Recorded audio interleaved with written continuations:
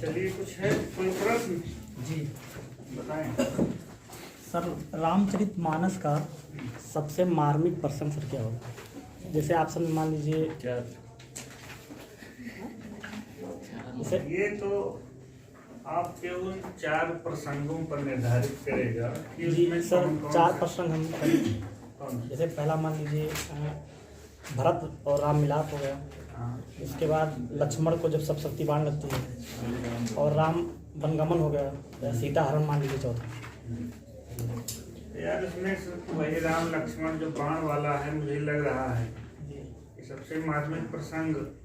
इससे मार्मिक तो मुझे लग रहा है कि अगर सीरियल बनाया जाए तो भरत मिलाप होगा, उसके नीचे आइए तो राम वनगमन मार्ग होगा। लेकिन उसमें देखिए ये है ना कि हर प्रसंग में एक जो तीव्रता है भावों की, वो बढ़ते हुए क्रम में जा रही है।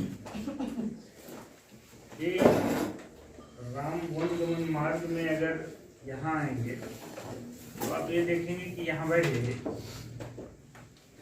एक तरह से विनोदपन है, ठीक, मार्मिक है लेकिन यहाँ पे विनोद है। भरत मिलाप में भी एक तरह से संयोग वियोग की स्थिति है, लेकिन वो भाई भाई की रखती है, वहां कोई ऐसी स्थिति नहीं। लेकिन जहाँ लक्ष्मण को प्रतिबाण लगने का वो है, मुझे लग रहा है उससे मार्मिक प्रसंग इन 4 में से कोई नहीं। और क्योंकि जब आप पढ़ रहे हैं तो केवल किसी किताब में लिख दिया गया, किसी साल में दे दिया गया, इस बात को आप तुरंत मत मान लीजिए। आप भी एक इंसान हैं और इंसान होने के कारण वही भावनाएं आप में भी हैं जो गोस्वामी जी में थी। उन्होंने ऐसा कुछ नहीं चित्रित किया है कि जो दूसरे लोग का। इसीलिए रामचरितमानस को हमने लिखवाया था कि यन्न भारते तन्न भारते यन्न मानसे तन्न मानसे, कि जो कुछ मानव के मन में है, जितना आदमी सोच सकता है, वो सब कुछ रामचरितमानस में रखा गया है। तो आप खुद सोचिए और आपको देखिए कि इन 4 प्रसंगों में से सबसे ज्यादा आपके हृदय को कौन सा प्रसंग प्रभावित कर रहा है। अब ये हो सकता है कि आप विनोदी स्वभाव के हों तो आपको सीता वनगमन मार्ग वाला अच्छा लग जाए, आप भाई भाई के प्रेम को देखते हो तो भरत मिलाप प्रसंग लग जाए, और आपके देखने का नजरिया अगर और दूर तक चले तो वो शक्ति बाण वाला हो। और कुछ सर, उस पेपर जो सर हल कर रहे थे सर, उसमें हम देखते ही मतलब वही राम लक्ष्मण शक्ति बाण वाला ही मारे थे। हाँ। लेकिन जब आंसर में लगे सर, उसमें वो दिया था कि वो राम वनगमन वाला। नहीं, राम वनगमन तो यार सवाल ही नहीं उठता। आप भरत मिलाप कहते तो मैं एक बार मान भी लेता। राम वनगमन मार्ग में चुहलबाजी है, तिरछे नेत्रों से वो बताती हैं कि वो आगे वाला मेरा है, पीछे वाला ये है, वो गोरा है, ये काला है। तो ये मार्मिक प्रसंग हुआ, अच्छी बात है, मार्मिक प्रसंग है, लेकिन भरत मिलाप से ज्यादा अच्छा हुआ, ये शक्ति बाण से ज्यादा अच्छा हुआ। आप सोचो, यहाँ तो केवल 4-6 लोग जाते हैं और भरत मिलाप से पूरी अयोध्या जाती है उनको मनाने, और खड़ाऊ लेके आते हैं। इससे मार्मिक प्रसंग क्या ये है? आप कहेंगे तो यार कुछ भी मान ले, इसीलिए हम कहते हैं कि केवल उस पर आप मत मान लो, आप खुद अपने फैसला करिए कि भरत मिलाप प्रसंग में पूरी अयोध्या राम जी को जाती है मनाने, ठीक, और वहां से वो खड़ाऊ लेके वापस आते हैं, तो क्या उससे ज्यादा मार्मिक प्रसंग है ये जो राम वनगमन मार्ग है? इसमें क्या है? कहीं ना कहीं इसमें एक स्त्री की चतुरता, सरलता, स्वाभाविकता, चुहलबाजी जिसे हमने कहा, तो फिर ये तो वही केसों वाले दृष्टिकोण का आदमी रहा होगा कि चंद्र बदन मृगलोचनी बाबा कह जाए, केसों के सनस्करी वैरिव जैसा कर रहे हैं। तो जब दरबारी स्वभाव का आदमी होगा, अर्णव गोस्वामी टाइप का, तो उसे तो भाई साहब हमने एक दिन ऐसे फेसबुक पे लिखा था, मतलब वैसे तो हम चलाते नहीं, तो हमने लिखा था कि ये लोग दरबारी पत्रकार हैं और इनको असरफियों से मतलब है। जैसे बिहारी लोग करते थे कि राजा को जो पसंद है वही हम कहेंगे तभी हमको असरफी मिलेगी, तो ये लोग भी दरबारी पत्रकार हैं। दरबार से जो आदेश निर्देश आएगा उसी को ये आगे बढ़ाएंगे। समस्या हम लोगों की ये है रामानंद, हम लोग सोचते कम है, आँख मूंद के विश्वास ज्यादा करते हैं। सर एक क्वेश्चन है कि जैसे संप्रदाय है, सबसे प्राचीन संप्रदाय कौन है? इसमें पूरा मतलब संप्रदाय तो रस के अलावा और कौन सा बचता है? ये जो है अद्वैतवाद और विशिष्टाद्वैतवाद, इसमें सबसे प्राचीन उसमें हमने लिखवाया था, ये वाला था निम्बकाचार्य का जो है वैष्णव संप्रदाय में सबसे प्राचीन संप्रदाय माना जाता है। सर शंकर वाला था वो, उसी को नहीं, वैष्णव संप्रदाय हमने जोड़ दिया जी। दोनों सर अगर मिला दिया जाए दोनों में सर, तो आपको हमने पढ़ाया था, तो आप ध्यान दीजिए कि ये चारों संप्रदाय किससे पीछा छुड़ाने के लिए आए थे? शंकराचार्य के मायावाद से, जिसमें उन्होंने कहा था कि ब्रह्म सत्यम जगत मिथ्या। तो इन चारों लोगों को नई व्याख्या करने की क्यों आवश्यकता पड़ी? क्योंकि शंकराचार्य ने इस जगत को मिथ्या घोषित कर दिया था, और इस जगत को सत्य घोषित करने का काम इन चार संप्रदायों ने किया। इसके बाद आए सर इसमें, स्वाभाविक सी बात है। अरे यार, चारों लोगों ने शंकराचार्य के उन ग्रंथों को उनको व्याख्या दोबारा की। इन चारों लोगों को ये लग रहा था कि शंकराचार्य का जो विवर्त है, मायावाद है, इससे जब तक हम पीछा नहीं छुड़ाएंगे तब तक हमारे संप्रदाय का कोई कल्याण नहीं। लेकिन सर उसमें दिया कि प्राचीन संप्रदाय श्री संप्रदाय कौन? जैसे प्राचीन संप्रदाय आदि कवि श्री रामानुजाचार्य को मानते हैं। नहीं, तब वो प्रश्न दूसरा रहा होगा, भक्ति के आदि आचार्य हो जाएगा। अच्छा, ये भक्ति पे चला जाएगा पूरा? हाँ, हो जाएगा। इस तरह से आप देखेंगे सबसे प्राचीन में। तो फिर अब उसमें ये भी है ना कि ऑप्शन पे निर्भर करेगा वो क्या रख रहे हैं। ऐसा नहीं है कि उसमें यार लिंगायत संप्रदाय, ये संप्रदाय, वो संप्रदाय, इतिहास वाला, जैसे अगर ये 4-5 में रखते हैं, शंकराचार्य का, रामानुज का, मध्वाचार्य का, निम्बकाचार्य और विष्णु स्वामी का, तो इसमें अगर आप चारों पांचों में देखेंगे तो शंकराचार्य है, क्योंकि शंकराचार्य के ही सिद्धांतों का खंडन इन लोगों ने चारों ने किया है। और वैष्णव संप्रदाय में हमने नोट भी करवाया होगा कि वैष्णव में सबसे प्राचीन जो है निम्बकाचार्य का माना जाता है, नगेंद्र मिथावी। तो इसीलिए उसको आप प्रश्न को समझने की पहले कोशिश करिए, पहले उत्तर पे मत भागिए। और कुछ नहीं सर। एक प्रश्न है कि सर, भारत की पहली देश भाषा और भारत की पहली जन भाषा, सर ये मतलब देश भाषा जन भाषा में कुछ खास अंतर नहीं है। इसका उत्तर घुमा फिरा के पाली पर जाएगा, चाहे जैसे जाइए आप। सृष्टि पांडे ने सर दिया है ना कि मतलब पहली जन भाषा प्राकृत को और पहली देश भाषा पाली। देख लेते हैं, उन्होंने अगर लिखा है तो 100% वो पृथ्वीनाथ पांडे की किताब है हिंदी भाषा का, उनका लगभग 80% मैटर उसी से है, उनके पास है किताब। लेकिन ये है कि जब आप जन भाषा और लोक भाषा की बात करते हैं तो इसके बीच जन और लोक के बीच अंतर करना बड़ा कठिन काम है, समझ रहे हैं। और वैसे भी आप जब देखते हैं तो आर्य भारत में जो है बाहर से आर्यों की भाषा संस्कृत थी, तो जो कुछ संस्कृत में था वो तो विदेशी हो गया एक तरह से ना। किसी को याद है कि आर्य कहाँ से आए? सबसे इसमें मान्य मत किसका है और वो कहाँ का था?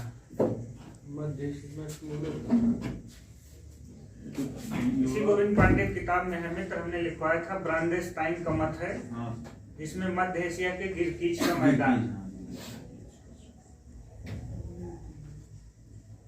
आर्यों के बारे में सबसे मान्य मत आपने लिखा है कि नहीं लिखा है? भोलानाथ तिवारी से ही मैंने लिखा था, और ये शायद गोविंद पांडे में है कि ब्रांडेस्टाइन का ये सबसे मान्य मत है कि वो भूमध्य सागर के गिरकीच पर्वत के जो है पीछे से गिरकीच मैदान से आए थे।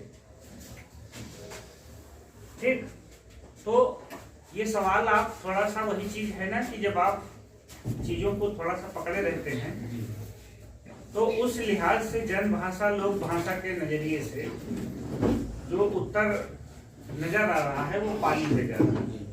अब उन्होंने किस संदर्भ में किस नजरिए में कहा, इसको देखना चाहिए। और कुछ बस चलिए हम लोग चलते हैं।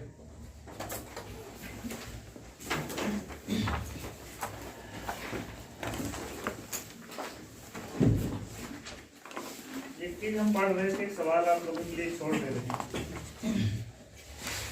आषाढ़ के एक दिन की नायिका कौन है? मल्लिका है, कमलिका? नहीं सर, उसकी जो अंबिका है वो माँ है और जो मल्लिका है वो उसकी है।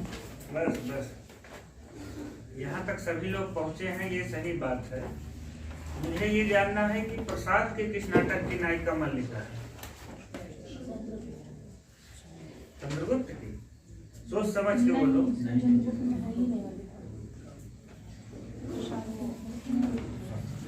स्कंदगुप्त में है मल्लिका, उसमें मालविका है, मल्लिका नहीं है।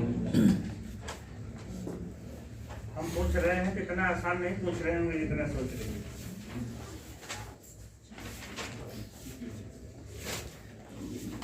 अभी हम कल या परसों लिख रहे थे, बताने हम बता सकते हैं, लेकिन आप जाकर खोजिए। हम उसमें जहाँ लिखे हैं उसमें हमने नीचे अंडरलाइन करके आषाढ़ का एक दिन भी लिख दिया है, लेकिन उसे हम समय आने लिख पाएंगे। तब तक के लिए आप स्वतंत्र हैं, खोजिए आप लोग।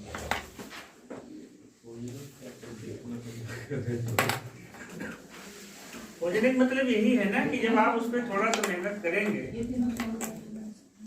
हाँ, ये तीनों छोड़ के हैं। नहीं तो अब ऐसे तुक्का लगाओगे हम बता देंगे, बताएंगे। बिंब का मतलब गोला, गोला बिंब प्रतीक, जैसे आप लिखाएं। हाँ हम समझ गए कि हम बिंबवाद के प्रवर्तक। बिंब का मतलब ये होता है कि किसी वस्तु के स्थान पे उसका एक प्रतीक टाइप का एक मान लिया जाता है। जैसे प्रतीक और बिंब में अंतर ये होता है, थोड़ा सा वहां पहुंचे तभी तो समझाएं। प्रतीक कोई निश्चित चीज हो जाती है। सुंदरता का प्रतीक कमल हो गई है, सुंदरता का प्रतीक हिरण हो गए हैं, मृगनयनी, कमल नयन। बिंब आदमी किसी वस्तु की तुलना करने के लिए किसी दूसरे वस्तु का बिंब खड़ा करता है, लेकिन वो प्रतीकों की तरह स्थिर नहीं होते हैं। किसी चीज को जब लेखक समझने के लिए, समझाने के लिए कोई चीज की तुलना करता है किसी वस्तु से, तो वो बिंब उसका समानता दर्शाने के लिए। जैसे हमने बताया, अलंकार हम लोग कविता में क्यों लाते हैं? सौंदर्य बढ़ाने के लिए, भावों को तीव्र करने के लिए। अलंकारों की जो सुमित्रानंदन पंत की परिभाषा है, याद है किसी को? नहीं याद है? तो सब सजावट मात्र नहीं, इस तरीके से कुछ है। जब पढ़ेंगे तभी बढ़ेंगे, और जब बढ़ेंगे ना तभी हाथ में कुछ आएगा। अलंकार केवल वाणी की सजावट के लिए नहीं होते हैं, वो भावों की अभिव्यक्ति के विशेष द्वार है। क्या है अलंकार? भावों की अभिव्यक्ति के विशेष द्वार। ये सुमित्रानंदन तंत्र की परिभाषा अलंकार। तो बिंब का काम ये होता है कि जो लेखक जो कुछ कहना चाहता है उसे और सरल शब्दों में समझाने के लिए वो बिंबों का सहारा लेता है। ठीक?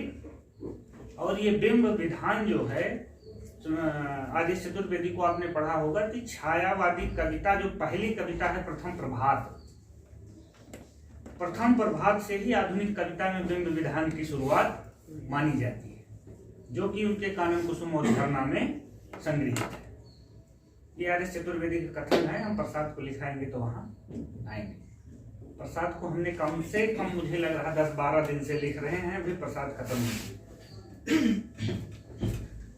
तो हमारी गुजारिश है आप लोग पढ़ें तभी आगे बढ़ेंगे, बिना पढ़े जानते थे लेकिन क्लियर नहीं हो पाया था। अच्छा, चलिए अब हुआ कुछ? हाँ, कुछ हुआ कुछ। चलिए, कुछ जो बचा है उसे जब हम बिंब प्रतीक पे आएंगे तो समझेंगे। और अभी आप इतने समझिए कि बिंब किसी वस्तु को समझने समझाने के लिए जो दूसरा चित्र उसके स्थान पे लाया जाता है, लेकिन वो मतलब रूल्स टाइप का स्थिर नहीं होना चाहिए। अगर वो स्थिर हो जाएगा तो बिंब जब स्थिर हो जाएगा तो प्रतीक हो जाएगा। बिंब जब स्थिर हो गया तो वो प्रतीक हो गया, क्योंकि प्रतीक का मतलब रूढ़, निश्चित। जहां वो निश्चित हुआ वो प्रतीक हुआ, जब तक वो निश्चित नहीं है। ऐसे एक उपमान हमने एक बार लाया तो वो बिंब हो गया, लेकिन कई बार उसका हम प्रयोग करेंगे तो क्या हो जाएगा, फिर निश्चित हो जाएगा, प्रतीक हो जाएगा। समझ रहे हैं? तो इसे थोड़ा सा इनकी रामचंद्र तिवारी किताब आती है भारतीय एवं पाश्चात्य अर्थशास्त्र, उसमें थोड़ा सा पढ़िए, देखिए, तब जो है समझ में आएगा। बाकी हम लोग वहां पहुंचेंगे और इस पे सरल से सरल जो भी चीजें हैं समझ के देखते हैं। आधुनिक काल हम लोगों का शुरू होना था आज। तो आधुनिक, वैसे एक सवाल यही बनता है, आधुनिक क्या है? कभी आपने सोचा आधुनिक क्या है? समसामयिकता। आधुनिकता का मतलब कभी वैज्ञानिक और भौतिक प्रगति से नहीं है। आधुनिकता एक दृष्टिकोण है, चीजों को देखने का एक नजरिया है। हम कहते हैं हम बहुत आधुनिक हो गए, अर्थात हम अब उन्हीं चीजों को नए दृष्टिकोण से उनका प्रतिमान, एक कथन हमने शुरू में ही बताया था कि वर्तमान ही जो है भविष्य ही वर्तमान को नहीं प्रभावित करता, वर्तमान भी जो है अतीत को प्रभावित करता है। टी.एस. इलियट का कथन है ये, नगेंद्र वाली किताब में पहले दूसरे पेज पे ही है कि अतीत ही वर्तमान को नहीं प्रभावित करता, वर्तमान भी अतीत को प्रभावित करता है। तो जो ये आधुनिक शब्द इस्तेमाल किया गया, इसका मतलब ये था कि साहित्य और समाज को देखने का दृष्टिकोण जो था वो रीतिकालीन दृष्टिकोण से यहाँ पर क्या हो गया, अलग हो गया। अब तक जिस दृष्टिकोण से साहित्य देखा जाता था उस दृष्टिकोण से साहित्य अब नहीं देखा जा रहा। ये आधुनिक काल कहने का तात्पर्य ये है। अब वो दृष्टिकोण क्या था, कैसे था, उसको हम अभी तीन पॉइंट है हमारे पास, उसको हम नोट कराएंगे। लेकिन पहले हम लोग लिखते हैं आधुनिक काल।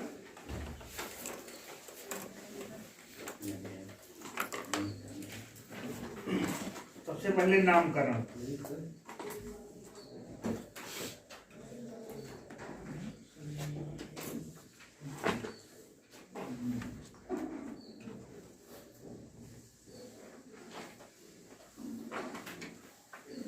नामकरण में सबसे पहला जो उसमें आधुनिक काल के जो चर्चित नामों में से जो प्रश्न आते हैं वो सबसे पहला आचार्य शुक्ल का ही है। तो पहले हम लिखते हैं गद्य काल, आचार्य शुक्ल।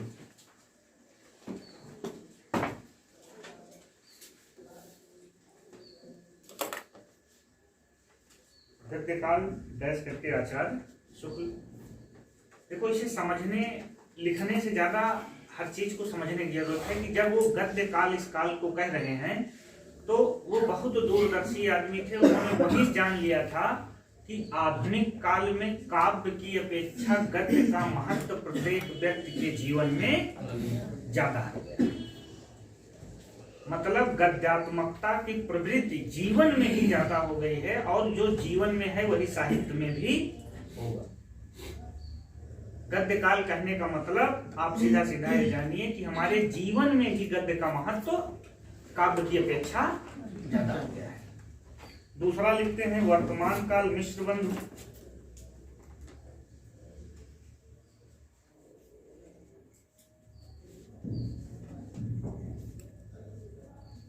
तीसरा है नव जागरण काल, राहुल सातत्यायन।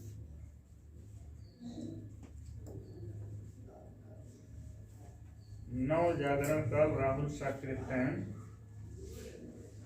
अगला है नवीन काल, बाबू गुलाब राय।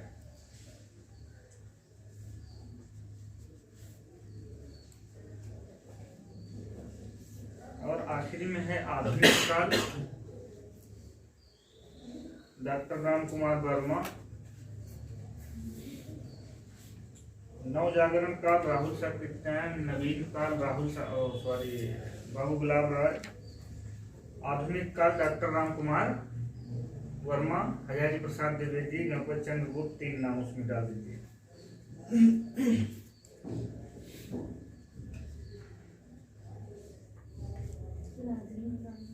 राम कुमार वर्मा, हजारी प्रसाद द्विवेदी और गणपत चंद्र गुप्त।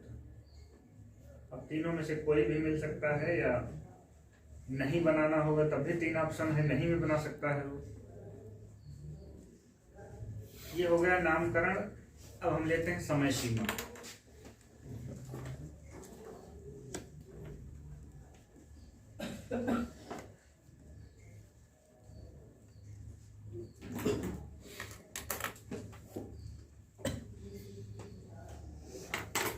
समय सीमा में जो यहाँ सबसे ज्यादा सवाल आता है और सबसे ज्यादा बार आया है वो आचार्य शुक्ल का प्रथम उत्थान और बस द्वितीय उत्थान तृतीय उत्थान यहीं से बनता है। तो सबसे पहले हम लिखते हैं आचार्य शुक्ल वाला। ठीक, प्रथम उत्थान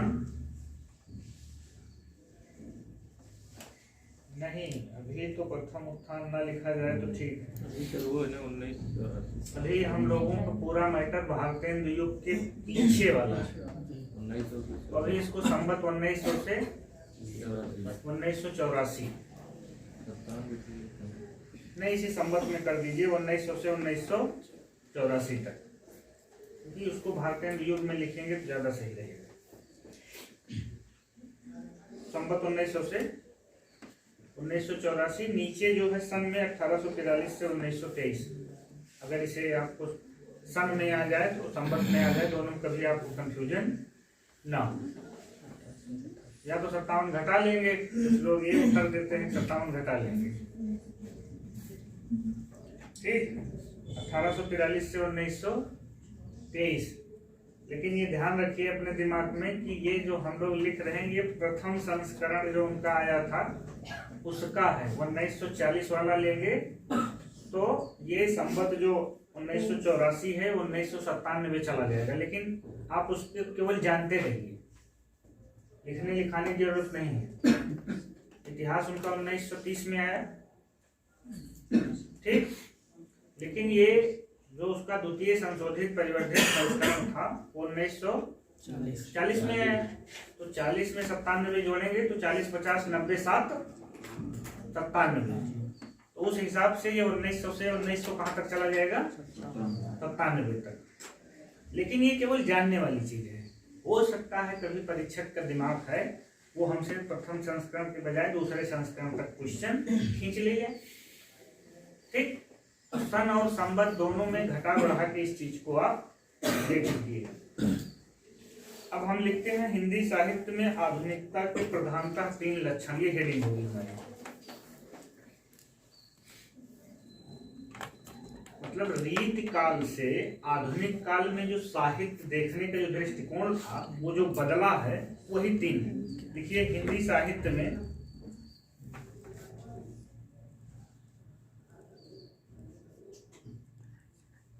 आधुनिकता के प्रधानतः 3 लक्षण, यही 3 ऐसी बातें हैं जो रीतिकालीन साहित्य और आधुनिक साहित्य में अंतर करेंगे। मतलब यही अंतर, देखने का अंतर यही है। नंबर 1 लिखते हैं उसमें।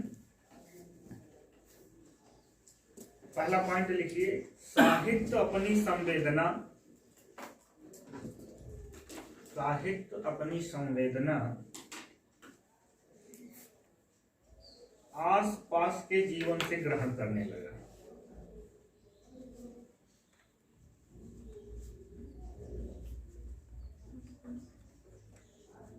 साहित्य अपनी संवेदना आस पास के जीवन से ग्रहण करने लगा।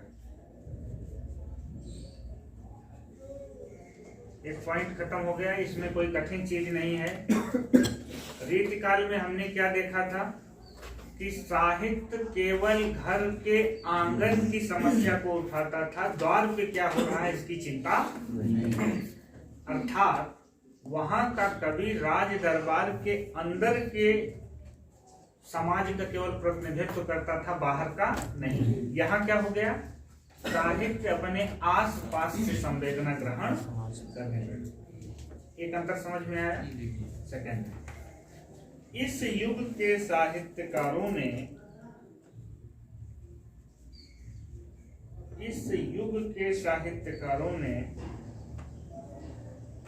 आर्थिक, राजनीतिक, सामाजिक,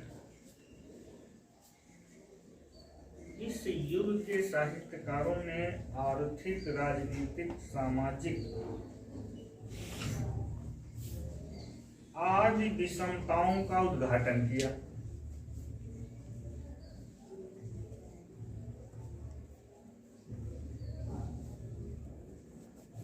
इस युग के साहित्यकारों ने आर्थिक, राजनीतिक, सामाजिक आदि विषमताओं का उद्घाटन किया।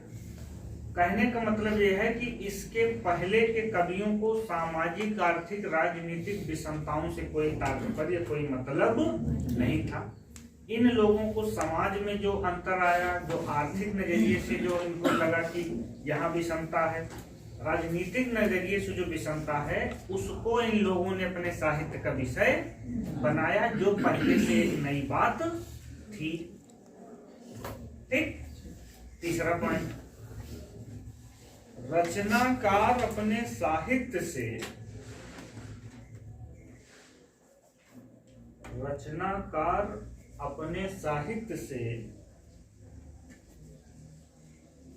इस विषमता को पाटने का प्रयास करने लगे। रचनाकार अपने साहित्य से इस विषमता को पाटने का प्रयास करने लगे। इसलिए आधुनिक साहित्य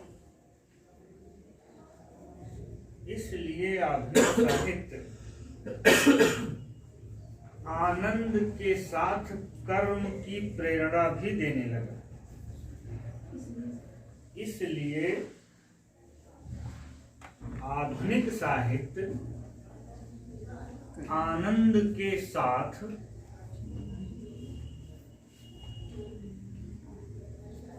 कर्म की भी प्रेरणा देने लगा। पूर्ण विराम लगा के आगे, साहित्य सामाजिक चेतना से युक्त हो गया।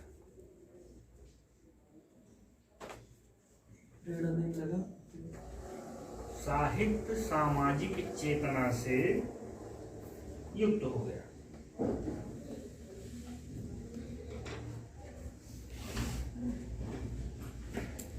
अब देखिए, तीनों पॉइंट एक दूसरे से कितना बेहतरीन जुड़े हैं कि साहित्य अपनी संवेदना आसपास से लेने लगा, सामाजिक, आर्थिक, राजनैतिक विषमताओं का उद्घाटन इनके साहित्य में आने लगा, और आने ही नहीं लगा, अपने साहित्य के माध्यम से उसे इन लोगों ने पाटने का प्रयास किया। पहली बार साहित्य ने अपनी सामाजिक जिम्मेदारी को महसूस किया।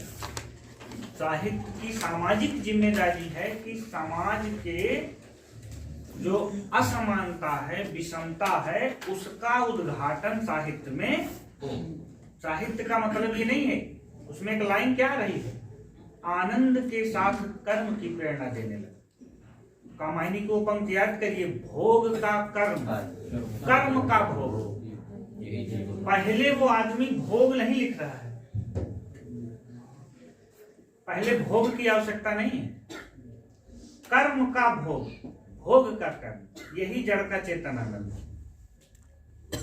और हमारी प्रवृत्ति क्या हो गई है, पहले भोग बाद में कर्म।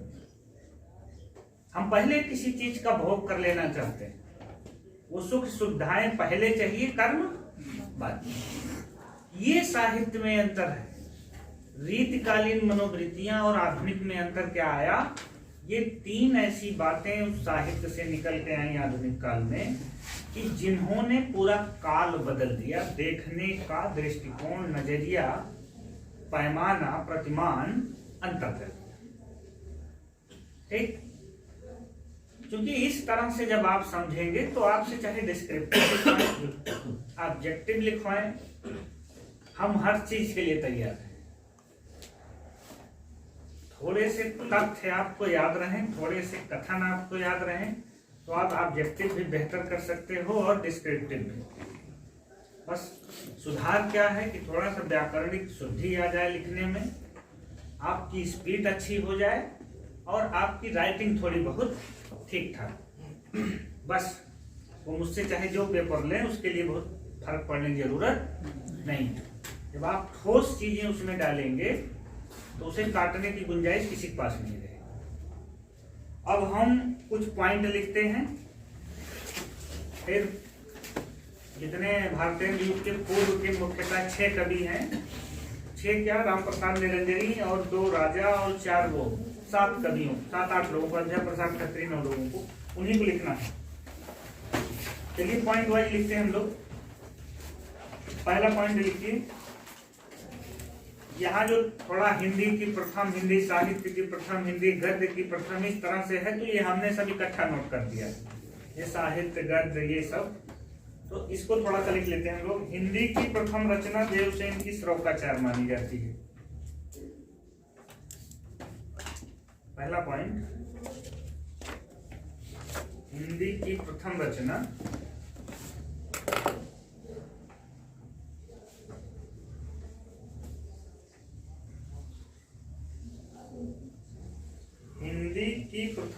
देवसेन की श्लोकाचार मानी जाती है।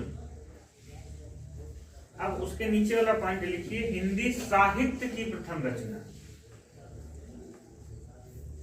यही सवाल अगर हिंदी की जगह हिंदी साहित्य रख देगा तो उत्तर बदल जाएगा हमारा। हिंदी साहित्य की प्रथम रचना, ब्रैकेट में लिख लीजिए हिंदी का प्रथम महाकाव्य।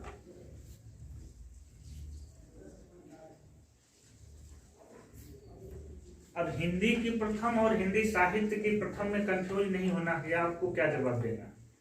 हिंदी साहित्य की प्रथम रचना, ब्रैकेट में हिंदी का प्रथम महाकाव्य चंद्रप्रदायी का पृथ्वीराज रासो माना जाता है।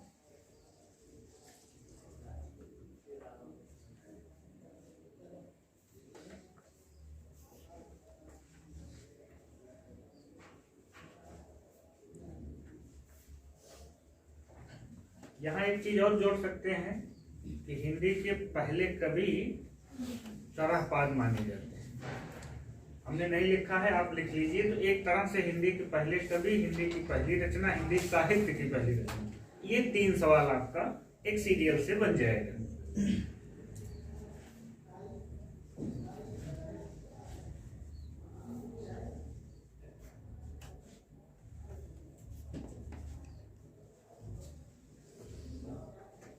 ये हो गया हिंदी हिंदी हिंदी। सर हिंदी की प्रथम महाकाव्य वो हो जाएंगे कौन? ये तो महाकाव्य अगर उनका है तो ये तो बस वैसे